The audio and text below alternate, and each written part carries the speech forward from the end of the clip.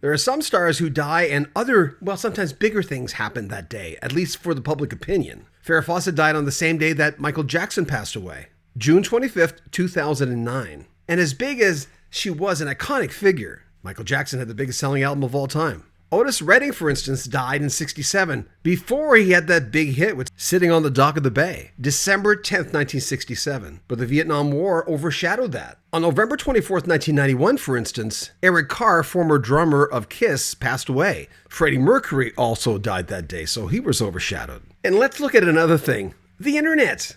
When we were kids, we didn't find out that day that a big star had died. Of course, Elvis was an exception. The big guys got on the 6 o'clock news, but a lot of them didn't, and that's what this next list is all about. And I'll also leave you with this before we get to the list. Every time we watch the Grammy Awards, the Oscars, when they have that rollout of all the actors or musicians who died, there's always a few in there that, and I cover this stuff for a living, have for the last 41 years, there's always a few on both of those lists that I'll go, what? That guy died?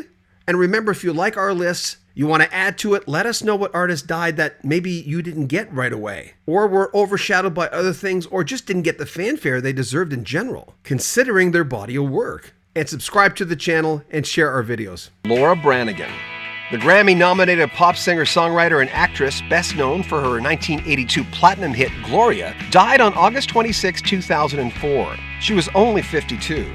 Cause of death? A previously undiagnosed brain aneurysm in her sleep at her home in New York. Branigan's brother, Mark, said she had complained to friends about a headache for about 2 weeks before she died, but hadn't sought medical attention. Branigan's signature song, Gloria, peaked at number 2 on the US pop chart. Her hits include Solitaire, How Am I Supposed to Live Without You, and Self-Control. Larry Hoppen, lead singer of Orleans. Hoppen was co-founder of the pop rock group and died on July 24, 2012 in Sanford, Florida at the age of 61. Hoppen suffered from depression most of his life, and his cause of death was later revealed as suicide, a fact later confirmed by Orleans' founding member John Hall in his autobiography. Hoppen helped form Orleans in 1972, along with Hall, Wells Kelly, and Hoppen's younger brother Lance on bass. Larry also sang lead on Orleans' 3 biggest hits, Dance With Me in 1975, the top 10 hit Still the One the following year, and Love Takes Time in 1979. Dan Hartman, best known for singing the 1984 pop song I Can Dream About You, died at the age of 43 from an AIDS-related brain tumor on March 22, 1994, at his home in Westport, Connecticut.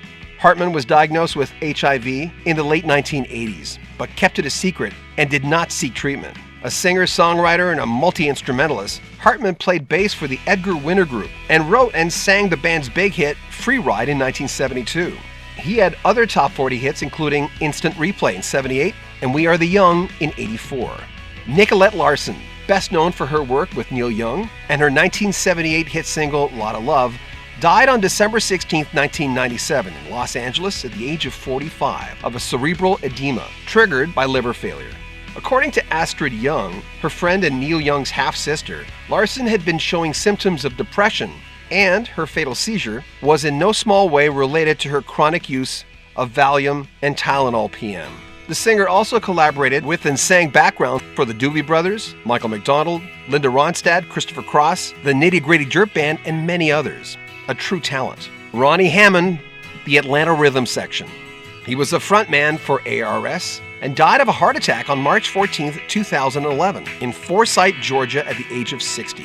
He was taken to the doctor by his wife Tracy because he wasn't feeling well, and he died shortly thereafter. Not an original member, Hammond joined ARS in 1972, and his voice quickly became a calling card for the band, with hits including So Into You, I'm Not Gonna Let It Bother Me Tonight, Imaginary Lover, Do It or Die, and Spooky. Interesting list, huh? We want to make sure that you contribute to a lot of these. You're always really good as our viewers to let us know that, hey, wait a minute, if you're going to mention that guy or mention her, it's also a great way for us to tip our hat to basically say, we haven't forgotten you. As I said in the precursor, when someone has a large body of work and they're barely mentioned because of world events, because of a bigger star dying that day, well, let's tip our hat the right way to these great artists, the people who were there when we were growing up. Remember, YouTube is a fickle friend, as I always say. Some months are good, other months are not good. It's very inconsistent. If you want to make a donation to the channel, you can. There's a PayPal link at the very top of every one of our videos. We'd appreciate the help. Also, you can get early access to our videos. We have a Patreon link in the description as well. And you can buy a t-shirt via Teespring, where you can get a t-shirt with the logo of all our channels.